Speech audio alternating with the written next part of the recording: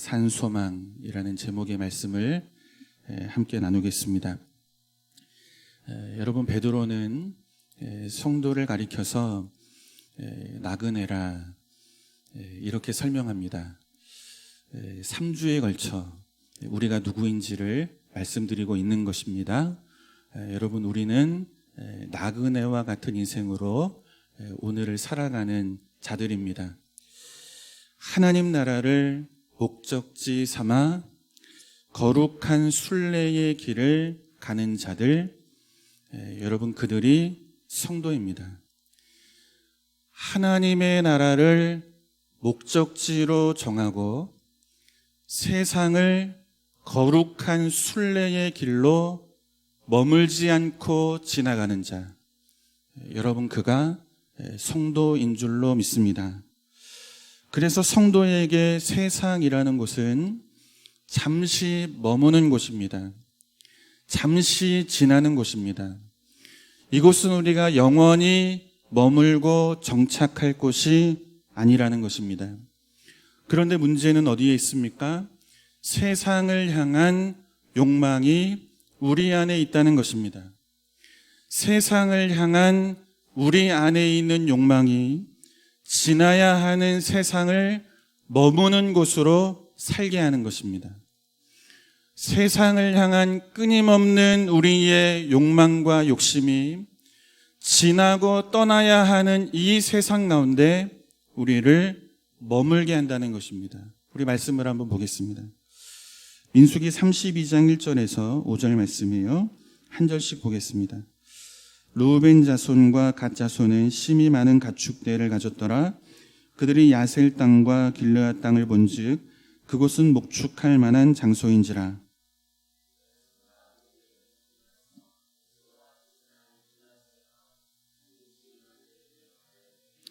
아다롯과 디본과 야셀과 니무라와 헤스본과 엘르 알레와 스밤과 느보와 부온.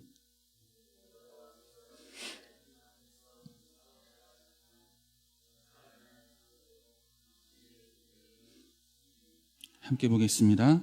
또 이르되 우리가 만일 당신에게 은혜를 입었으면 이 땅을 당신의 종들에게 그들의 소유로 주시고 우리에게 요단강을 건너지 않게 하소서. 목적지는 정해져 있는 것입니다. 애굽을 나온 이스라엘 백성들은 가나안을 목적지로 가는 인생들입니다. 그런데 가나안을 목전에 두고 두 지파 반이 모세를 찾죠. 하는 말이 무엇입니까?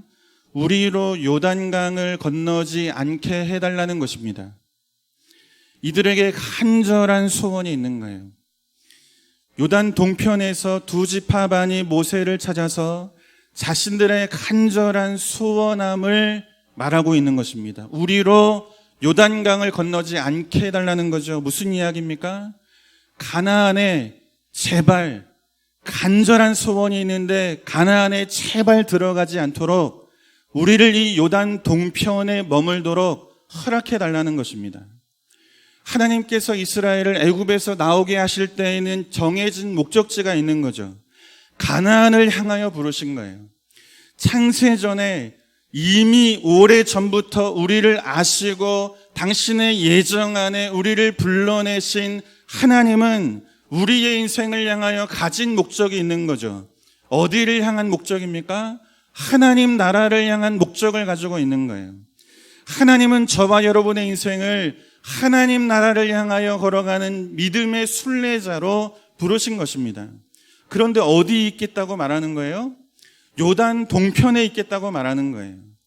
가나안이 코앞에 있는데 가나안에 안 들어가겠다는 거예요. 요단 동편 세상 가운데 그곳에 장막을 치고 머물겠다는 것입니다. 여러분, 그 이유가 무엇입니까? 그 땅은 목축하기에 좋은 땅이라. 제발 여기에 머물 수 있도록 목축하기 좋은 땅에서 많은 가축을 키우고 그것으로 내가 원하는 모든 것들을 다 누리고 가지고 내 인생도 세우고 그렇게 멋있게 이 땅에서 살아갈 수 있도록 제발 가나안이 아닌 요단 동편에 머물게 해달라는 것입니다.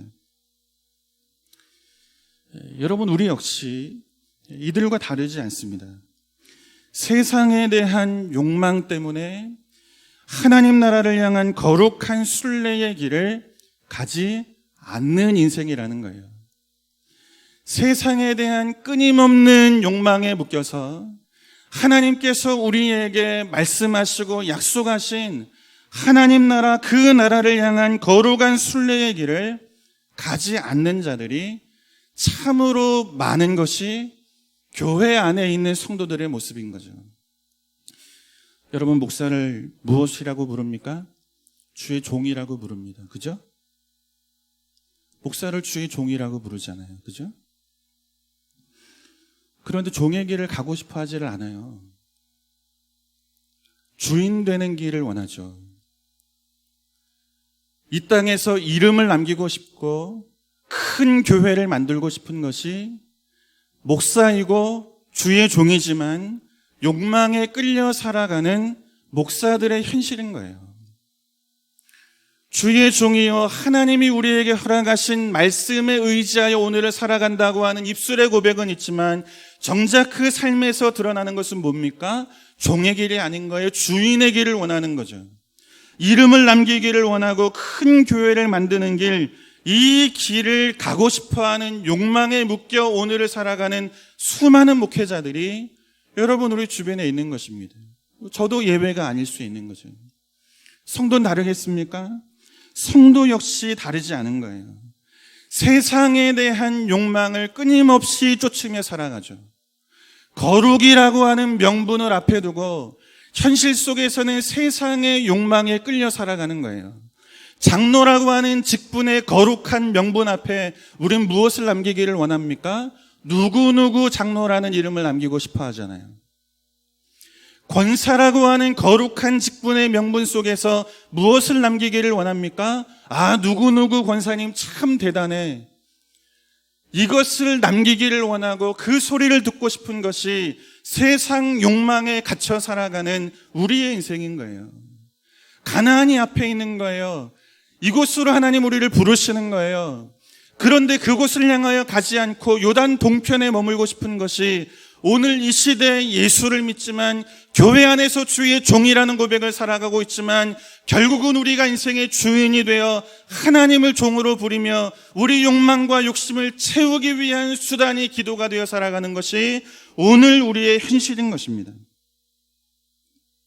그래서 하나님은 고난과 시련을 통해 때로는 원치 않는 상황을 마주하게 하셔서 당신의 백성을 간섭하시는 거예요.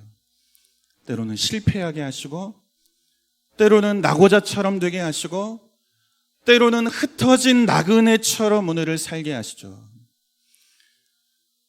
여러분, 이와 같은 하나님의 손길이 얼마나 큰 은혜인지를 아는 저와 여러분들이 되기를 주님의 이름으로 축원합니다.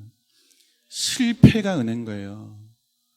때로는 낙오자처럼, 그렇게 세상에서 버려진 자처럼 원치 않는 상황 속에 마주하며 좌절하는 인생의 길을 걷게 하시는 것이 여러분, 하나님의 은혜인 것입니다. 그래서 베드로는 흩어진 나그네와 같은 실패한 자처럼, 낙오된 자처럼 살아가는 성도의 삶을 우연이라는 말로 설명하지 않는 거예요. 불행이라는 말로도 설명하지 않는 거예요. 삼위 하나님의 예정하심과 섭리하심으로 우리의 실패한 자리, 우리의 무너진 자리, 흩어진 자리, 세상 사람들 앞에 아무런 말할 수 없는 그런 우리의 인생의 자리를 하나님의 섭리와 예정으로 베드로는 설명하고 있는 것입니다. 오래전부터 우리를 미리 하신 성부 하나님의 예정하심과 우리를 예정하신 성부 하나님의 그 뜻 안에서 우리를 거룩한 자리로 이끌어 가시는 성령 하나님의 섭리하심과 이 모든 일을 십자가로 완성하시는 성자 하나님의 일하심으로 우리의 인생을 설명하는 거예요. 그분의 예정과 섭리 안에 때로는 실패가 담겨 있는 거예요. 우리의 인생을 예정하시고 섭리하시는 삼위 하나님의 계획하심 속에 우리의 실패함이 있고 우리의 무너짐이 있고 우리의 흩어짐이 있고 원치 않는 상황 속에 절망하는 순간을 하나님이 예정하시고 섭리하시고 계획하셨다고 베드로는 우리에게 가르치고 있는 것입니다. 무엇을 위함이에요? 우리 영혼을 보호하시기 위함이죠. 어디에 주지 않으시겠다는 거예요? 요단 동편에 주지 않으시겠다는 거예요. 부르신 이상 가나안으로 끌고 가시겠다는 거예요. 욕망에 묶여서 요단 동편에 뿌리를 내리고 털을 잡고 그곳에 정착하여 살아가는 세상의 여느 사람들처럼 그렇게 저와 여러분의 인생을 두지 않으시겠다는 거예요. 삼위 하나님의 예정과 섭리 안에 우리의 실패와 무너짐과 흩어짐을 담으셔서 우리로 하여금 깨닫게 하시는 거죠. 간섭하게 하시는 거예요. 하나님 앞으로 가나안을 향하여 걸어가는 인생으로 하나님은 저와 여러분을 섭리하시고 또 계획하시고 주장해 가시는 것입니다. 그래서 베드로는 비록 성도의 삶이 실패한 자 같고 또는 낙오된 자 같고 흩어진 나그네와 같은 삶일지라도 그 삶은 결코 처량하거나 결코 불쌍한 삶이 아니며 삼위 하나님의 예정과 섭리와 계획 안에 있는 영광스러운 인생이라 이렇게 가르치고 있는 거예요. 왜 실패하게 하십니까? 왜 낙오자처럼 살게 하십니까? 왜 세상 사람들 앞에 힘없는 자처럼 비실비실 예수 믿는 내 인생을 그냥 두십니까?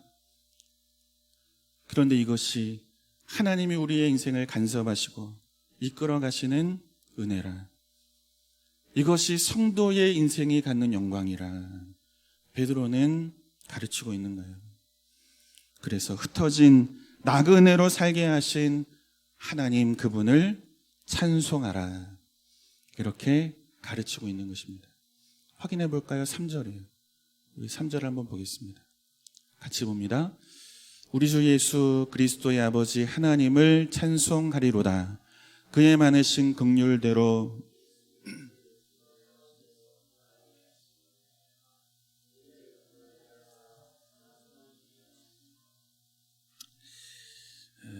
로마의 박해로 인해서 모든 것을 버리고 떠나게 됩니다.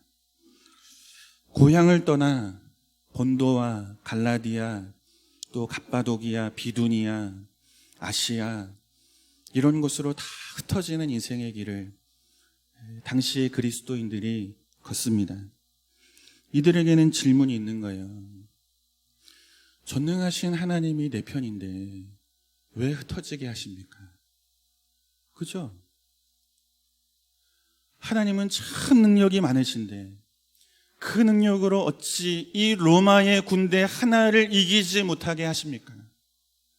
왜 내 인생을 비참하게 만드십니까? 예수를 믿는데 왜 사업에 어려움을 주시고 건강에 문제를 주시고 삶을 고통 가운데 집어넣으십니까?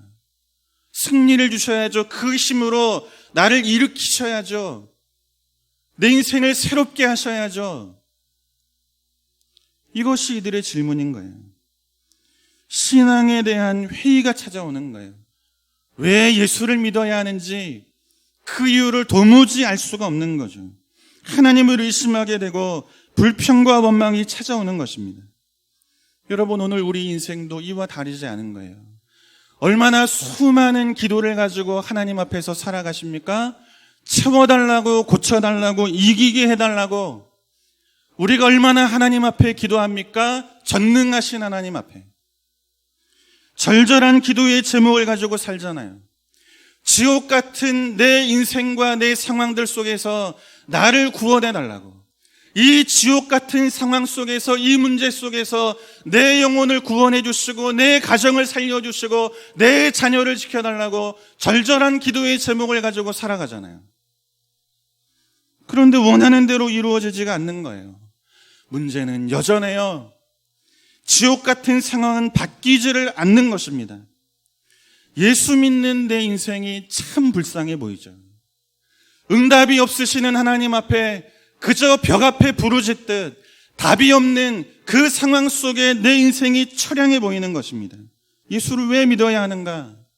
내가 소원하는 것, 간절하게 기도하는 것, 이 기도에 대하여 응답이 없는 현실을 보며 예수님을 의심하게 되는 거예요. 신앙의 회의를 갖게 되는 거예요. 불평과 원망이 쏟아지는 것입니다. 그런데 베드로는 가르치고 있는 것입니다. 너희는 결코 처량하거나 너희는 결코 불쌍한 인생이 아니라는 것입니다. 그 어떤 소망도 인생의 목적도 없이 버려진 인생, 그저 방황하고 떠드는 인생이 아니라는 것입니다. 비록 흩어진 나그네처럼 오늘을 살아가지만 너희 안에는 그리스도 안에서 허락되어지는, 풍성하신 그분의 긍휼 안에서 허락되어지는 산 소망을 가지고 살아가는 인생이라. 결코 처량하지 않고 결코 불쌍한 인생이 아니라, 흩어진 것처럼 보이는, 눈에 보이는 그 상황에 묶여서 불쌍하고 처량한 인생이 아니라 그 안에서도 하나님이 너희를 향하여 가지고 계시는 긍휼하심, 그 산 소망이 너희 안에 있는 자라. 베드로는 이것을 가르치고 있는 거예요. 그렇다면 산 소망이라는 것이 무엇인가? 로마서 8장 18절에서 25절을 보겠습니다. 한 절씩 봐요. 생각하건대 현재의 고난은 장차 우리에게 나타날 영광과 비교할 수 없도다.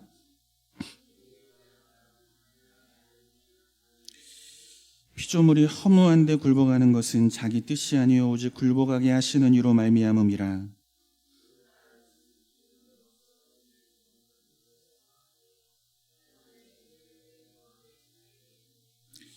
피조물이 다 이제까지 함께 탄식하며 함께 고통을 겪고 있는 것을 우리가 아느니라.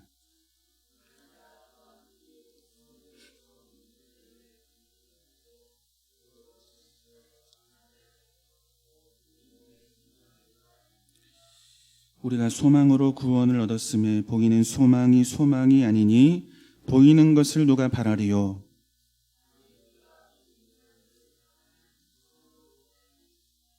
아멘. 여러분, 소망이라는 말은 바라는 것이죠. 간절히 원하는 거예요.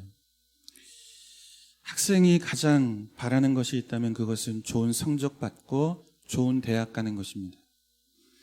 청년에게 가장 큰 소원 중에 하나는 좋은 직장, 연봉이 높은 직장에서 좋은 상사를 만나서 재미있게 일하는 것입니다. 부모에게 가장 큰 소원이 있다면 그것은 자녀가 잘 되는 것입니다. 때가 되면 좋은 사람 만나 결혼하고 행복한 가정을 꾸리고 노년이 되었을 때 적당한 건강을 가지고 살아가는 작은 바람이 부모된 우리의 가장 큰 소원함입니다. 우린 이것을 소망이라고 말합니다. 그런데 베드로는 이와 같은 소망을 산 소망, 살아있는 소망이라고 말하지 않습니다. 우리는 좋은 성적을 받고 좋은 대학에 들어가는 것이 간절한 소원함이죠. 자녀가 때가 되면 때에 맞게끔 인생을 살아가는 것이 부모된 우리의 간절한 소망이죠. 세월 속에 몸은 늙어가지만 그 세월 속에서도 조금의 건강을 가지고 내 인생을 지켜낼 수 있다면 이것이 우리가 갖는 가장 큰 소원함입니다. 우린 이것을 소망이라는 말로 설명하죠. 그러나 성경은 결코 이와 같은 것을 산 소망이라는 말로 우리에게 가르치지 않습니다. 유한한 것이기 때문입니다. 유한한 것이기 때문이에요. 영원히 지속되는 소망이 아니라는 것입니다. 그래서 베드로는 본문 24절에서 모든 육체는 풀과 같고 그 육체의 영광은 풀의 꽃과 같다고 말하고 있는 거예요. 여러분, 아무리 생기 있는 풀이라 할지라도 반드시 마르는 날이 찾아온다는 것입니다. 아무리 화려하고 아름답고 향기로운 꽃이라 할지라도 그 꽃이 시들고 냄새나고 떨어지는 때가 있는 것처럼 우리가 그토록 바라고 소망하는 것, 이 세상에서 그토록 가지기를 원하고 누리기를 원하는 것, 이것은 시들고 마르는 때가 있는 것처럼 다 사라지는 유한한 것들이라고 말하고 있는 거예요. 산 소망이 아니라 이것은 죽은 소망이라고 가르치고 있는 것입니다. 그렇다면 반드시 이루어지고 영원히 지속되는 소망이라는 것은 무엇인가? 우리가 조금 전에 읽은 말씀을 보면 바울이 이렇게 말하죠. 21절을 보면 그 바라는 것은 이렇게 말해요. 그 바라는 것은. 여러분, 이 말이 오늘 본문에서 베드로가 기록하고 있는 산소망이라는 말과 같은 단어입니다. 엘피스라고 하는 헬라어예요. 그러니까 결국 성경이 우리에게 가르치는 살아있는 소망, 산소망, 이 엘피스라는 것은 죄 가운데 썩어짐의 종로를 타던 우리의 인생이 그 자리에서 해방되는 것, 이것이 소망이라는 거예요. 우리가 갖는 소망, 기대하는 소망은 가지고 누리고 원하는 것을 이루는 거죠. 그러나 성경이 우리에게 가르치는 소망이라는 것은 존재 속에 있는 거예요. 소유에 있지 않고 가지고 누리는 소유의 소망으로 성경은 설명하지 않고 성경이 우리에게 설명하는 소망은 존재에 있는 거예요. 죄로 인하여 썩어짐의 종로를 타던 자리, 그 존재에서 해방이 되는 것, 이것이 우리의 인생 가운데 주어진 가장 큰 소망이요 쇠하지 않는 소망이라는 것입니다. 하나님의 자녀가 누리는 영광스러운 자유, 죄의 종로를 타며 죄 아래서 죽을 수밖에 없는 우리의 인생이 이제는 그리스도 안에서 하나님의 자녀라고 하는 신분과 존재의 변화를 얻고 그 안에서 누리게 되는 참된 자유, 이것이 성경이 우리에게 약속하고 있는 참된 소망, 살아있는 소망이라고 말씀하고 있는 것입니다. 소유가 많아지는 것, 삶의 문제가 해결되어지는 것, 이것이 산소망이 아니라 성경이 가르치는 산소망은 존재 자체가 뒤집어지는 것, 이것이 가장 큰 소망이라고 말씀하고 있는 거예요. 그리스도께서 당신의 십자가 죽음과 부활을 통해 만드신 새로운 출생, 죄와 허물로 죽은 우리를 거듭나게 하셔서 이전에는 들을 수도 없고 누릴 수도 없고 가질 수도 없는 하나님의 자녀라고 하는 놀라운 신분 속에 우리를 서게 하시는 이 존재의 뒤바뀜, 이 거듭남이 예수 안에서, 그분의 긍휼 안에서, 그분의 죽음과 그 부활이 만들어낸 산소망이라, 이렇게 말씀하고 있는 거예요. 그런데 우린 이것을 소망하지를 않습니다. 요단 동편, 목축하기 좋은 땅을 소망하죠. 설령 이것이 하나님이 우리에게 주신 산소망이라는 믿음의 고백을 가지고 있지만 우리는 알지만 잊고 살기 때문에 여전히 세상에 대한 욕망에 묶여서 오늘을 살아가는 것입니다.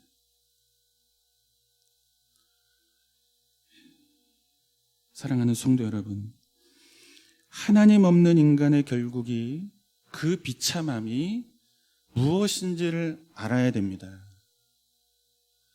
하나님을 떠난 인생, 예수를 알지 못하는 인생, 하나님 없는 인생, 그 인생의 비참함이 무엇인지를 알아야 합니다. 죽어서 모든 것이 끝나면 아쉬울 것이 없죠. 그냥 이 땅에서 욕망대로 욕심대로 살면 끝인 것입니다. 그런데 성경이 말씀하시고 우리가 믿는 것이 있습니다. 죽음으로 우리의 인생이 끝나는 것이 아니라 죽음 뒤에 이어지는 영원한 주의 나라가 있고 영원한 심판 속에 지옥이 있다고 성경은 우리에게 말씀하고 있습니다. 죄가 하나님과 우리의 사이를 갈라놓았다고 말씀하고 있어요. 이 죄의 문제가 해결되지 않고서는 인생의 비참함이라는 이 본질적인 문제가 해결되지가 않는 거예요. 무엇으로 우리의 인생의 비참함이 해결됩니까? 그리스도의 십자가 죽음과 부활을 통해서만, 그 안에서 이루어지는 거듭남이 내 인생이 되어야만 우리는 이 죄로 인하여 하나님과 단절된 관계 속에서 다시 생명의 관계로, 구원의 관계로 회복이 되는 거죠. 그래야 죽음 뒤에 우리는 하나님을 마주하고 저 천국을 마주하며 오늘을 살아가게 되는 것입니다. 여러분, 이것이 우리의 인생의 가장 큰 소망이요 산소망이라는 것입니다. 이것이 해결되지 않으면 탄식과 고통 가운데 살다 지옥에서 심판과 형벌과 저주 아래 영원히 살아갈 수밖에 없는 거예요. 하나님 없는 인간의 결국이 이와 같은 것입니다. 이것을 알아야 소유의 소망이 있지 않다는 것을 알죠. 하나님 없는 인생의 마침과 결국이 얼마나 큰 비참함인지를 알아야 그 비참함 속에 우리를 건져내신 예수의 십자가, 그 십자가가 만들어낸 산 소망이 얼마나 크고 가치 있으며 그 무엇과도 바꿀 수 없는 우리의 영광이라는 것을 우리가 알게 되는 거죠. 두 사람이 있습니다. 한 사람은 부족함이 없어요. 모든 것을 다 가진 부자로 살아가는 인생입니다. 날마다 잔치를 벌이며 살아가죠. 모든 것을 다 가졌는데 예수를 갖지 못한 거예요. 그 인생은 죽어 지옥으로 떨어지는 것입니다. 그런데 또 한 사람이 있습니다. 그 부잣집 문 앞에서 부자가 떨어뜨리는 부스러기를 먹고 살아가는 거지입니다. 가진 것이 없습니다. 실패한 자입니다. 낙오된 인생이죠. 사람들은 손가락질합니다. 그러나 성경은 그 인생 안에 예수가 있다고 말씀합니다. 그 인생의 결국은 무엇입니까? 영원한 구원인 것입니다. 여러분, 인간이 갖는, 하나님 없는 인생이 갖는 그 비참함이 무엇인지를 아는 은혜가 이 아침 저와 여러분에게 충만하기를 주님의 이름으로 축원합니다. 그래야 예수가 소망이요, 그 십자가 아래서 우리에게 주어진 이 거듭남이 얼마나 큰 영광인지를 압니다. 그래야 욕망 앞에서 소유를 소망으로 삼지 않고 욕망을 뒤로 하고 주의 나라를 향한 거룩한 욕망, 그 욕심을 가지고 가나안을 향하여 가는 인생이 되는 거예요. 이것을 모르면 매일같이 요단강에서 자리 펴고 그렇게 세상에 붙들려 살아가는 인생이 되는 거예요. 오늘 정은희 집사님과 두 자녀가 함께 예배를 드리고 있습니다. 사랑하는 남편과 아버지를 하나님 앞에 보내며 예배하는 이 자리에서 여러분, 어떤 말이 위로가 되겠습니까? 짧은 인생을 질고 가운데 살았습니다. 얼마나 기도했겠습니까? 남편을 위해서. 그런데 그 소원함에, 그 간절한 기도에 하나님의 응답이 보이지를 않는 거예요. 얼마나 좌절이 되고 절망이 되고 낙심이 되겠습니까? 그러나 우리 안에 한 가지 믿는 것이 있습니다. 베드로전서 1장 9절의 말씀인데, 입관 예배 때 함께 나눈 말씀이에요.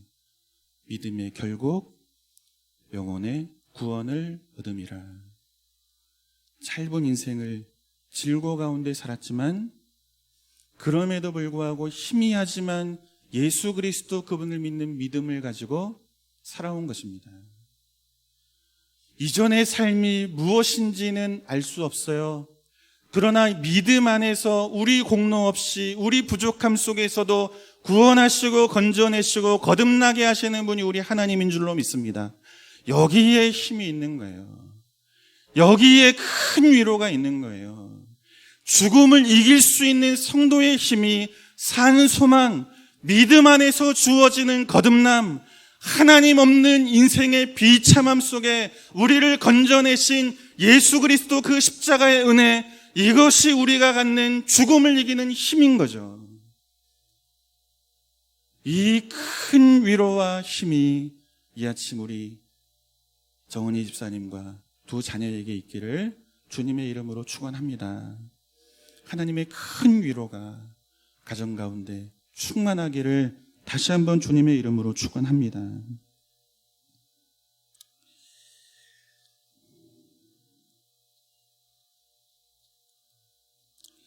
사랑하는 성도 여러분, 감옥에 갇힌 자가 있습니다.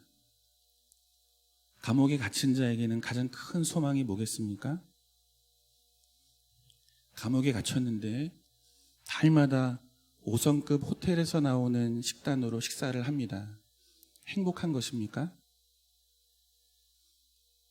감옥에 갇힌 자입니다. 그런데 침대가 너무너무 좋은 거예요. 편안한 거예요. 눕기만 하면 잠이 그냥 바로 오는 거예요. 행복한 것입니까?